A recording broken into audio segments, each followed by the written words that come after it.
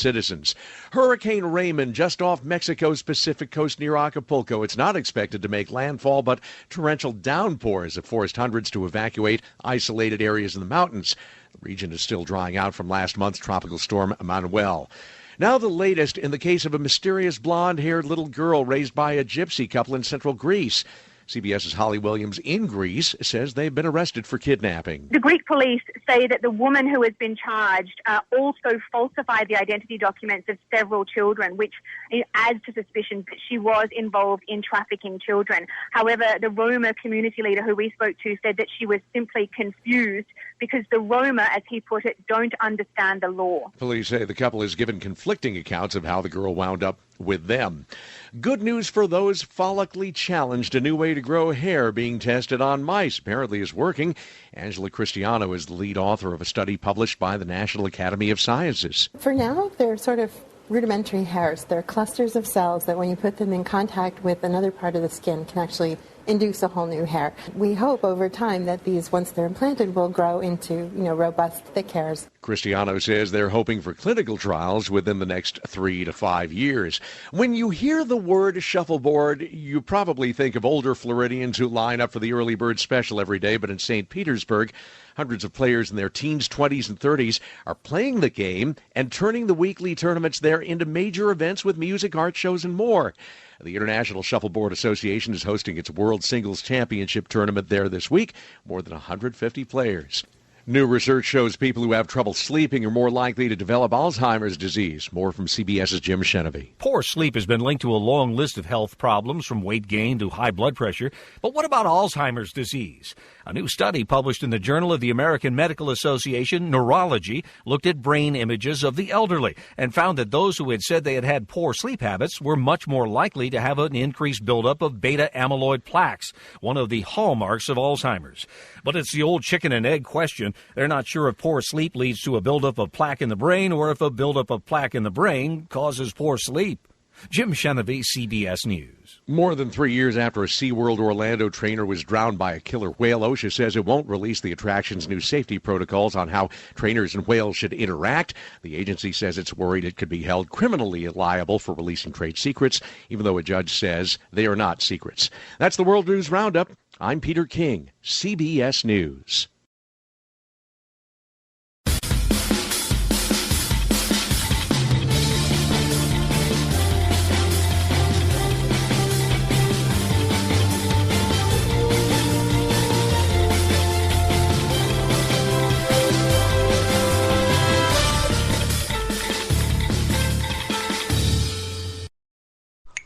Welcome back to Studio 4 on this Tuesday morning, the 22nd day of October, 2004. I'm Joe Haffner, your host of this edition of First Cup. And before I continue on, I wish to thank another one of my sponsors for today's program, and that is my friend Maria Sewer, who loves to take photos of nature.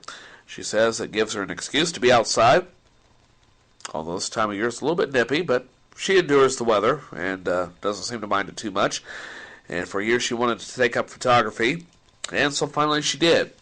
She lives in a rural area of Ohio, and that gives her an opportunity to photograph all sorts of things. Maria's love of nature comes through in her work, and you can check out some of her fine pictures, beautiful photography, by going to Fine Art Today on my website, tinyurl.com/Gunther's House, and check it out, okay? Fine Art Today, and you'll be glad you did. Great pictures, my friends. All right, and now it's time for News of the Weird. And that's going to allow... Oh, son of a bitch. Why is this happening?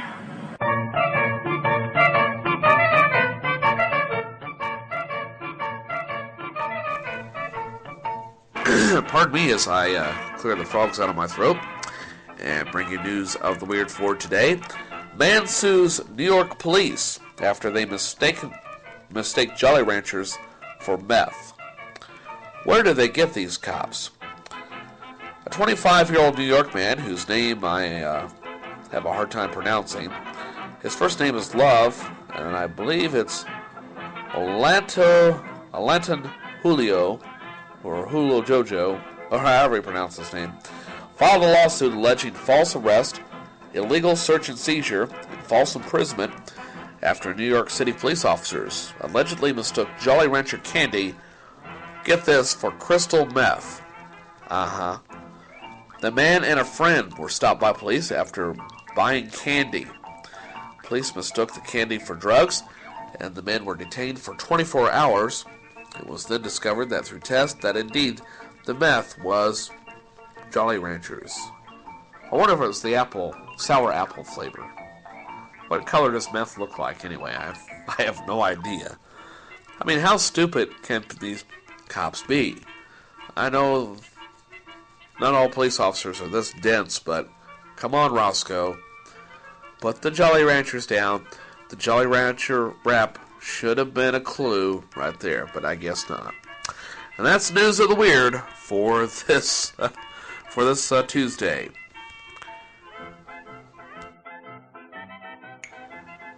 Now let's take a look at popular tweets of the day, shall we?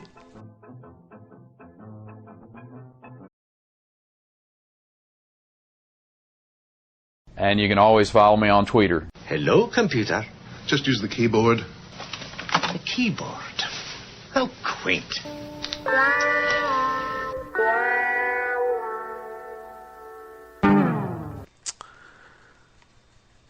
And the release of Kimberly Pierce's remake of Carrie has people comparing it to the 1976 original, directed by Brian De Palma and starring Sissy Spacek.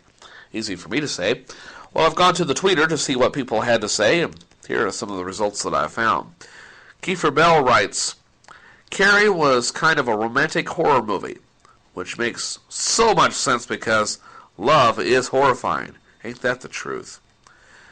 Alec Mappa writes, I'm sure the Carrie remake voices the unspoken misfit rage of pretty white girls everywhere.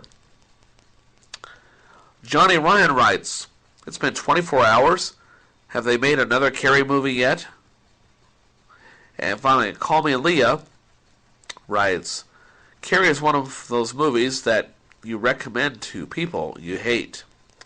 And those are the popular tweets of the day. It's time now for my favorite portion of this program called Song of the Day. And this happens to be my favorite song of all time, at least as of right now. This has been a favorite of mine for several years. And this is not the original studio version. Rather, this is performed at a concert 16 years ago. Fleetwood Mac, and this is the name of the group. The song is Don't Stop, and this version comes from The Dance, which is a live performance album by Fleetwood Mac, which was released on CD, cassette, and VHS in 1997, and later on DVD. It hailed the return of the band's most successful lineup of Lindsey Buckingham, Mick Fleetwood, Christine McVie, John McVie, and Stevie Nicks, who had not released an album together since 1987's Tango in the Night. It was the first Fleetwood Mac album released to top the U.S. album charts since 1982's Mirage. This was the last Fleetwood Mac album to feature Christine McVie, who left the group a year after the album was released, debuting at number 1 in the Billboard 200. The Dance became the 5th best-selling live album of all time in the United States, with over 5 million copies sold. The DVD version has been certified 9 times platinum in Australia for selling 135,000 copies. The 44-date tour grossed $36 million. The concert was recorded for Fleetwood Mac for their dance special at Warner Brothers Studios in Burbank, California on May 23, 1997, and features the University of Southern California Marching Band, who perform on the tracks Tusk, having played on the original studio recording, and of Don't Stop, which you'll hear in just a moment. Although predominantly a live greatest hits package, the dance also features new material written by each of the primary songwriting members of the band, 2 from Buckingham, as well as popular tracks, for example, Bleed to Lover was previously an unreleased track when this album was released, although the song was later recorded during the Say You Will sessions. No tracks from the Mirage album were included on the CD, although Gypsy is included in the video and DVD versions. However, Gypsy is available as a special edition single along with Gold Dust Woman on iTunes. Little Lies, one of the band's biggest hits, is absent as well. Now, the album cover, taken by David LaChapelle, has Mick Fleetwood recreating his pose from the cover of Rumors, the band's most successful album, and Lindsey Buckingham holding the cane used on the cover of the Fleetwood Mac album. Okay, now getting to the song, I have it in just a few seconds, so bear with me. Don't Stop was written by vocalist and keyboard player Christine McVie, sung by Christine and guitarist Lindsey Buckingham. It was a single taken from the band's 1977 hit album Rumors. It is one of the band's most enduring hits, peaking at number 3 on the Billboard Singles Chart. In the UK market, Don't Stop followed Go Your Own Way as the second single from Rumors and peaked at number 32. In the United States, it was the third single released for the group and peaked at number 3 in October 1977. Don't Stop reflects Christine McVie's feelings that her separation from Fleetwood Mac's bass guitarist, John McVie. After 8 years of marriage, Don't Stop was just a feeling. It just seemed to be a pleasant, Don't Stop was just a feeling. It just seemed to be a pleasant revelation that yesterday is gone. She remembers in the Fleetwood Mac story, Rumors and Lies. It might have been, quote, I guess, been directed more toward John, but I'm just definitely not a pessimist, unquote. Now, it's used as promotional music by presidential candidate Bill Clinton in 1992, most notably at the Democratic National Convention.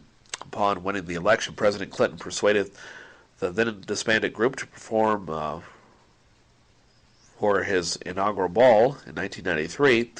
At the 2000 DNC, he ended his speech by saying, keep putting people first, keep building those bridges, and don't stop thinking about tomorrow, unquote. Immediately after the sentence, the song began playing over the loudspeakers. And the theme was played again for Clinton's appearance in 2004, 2008, and 2012 events. And now, without further delay, here is today's Song of the Day from the Dance, a live version of my favorite song from Fleetwood Mac, Don't Stop.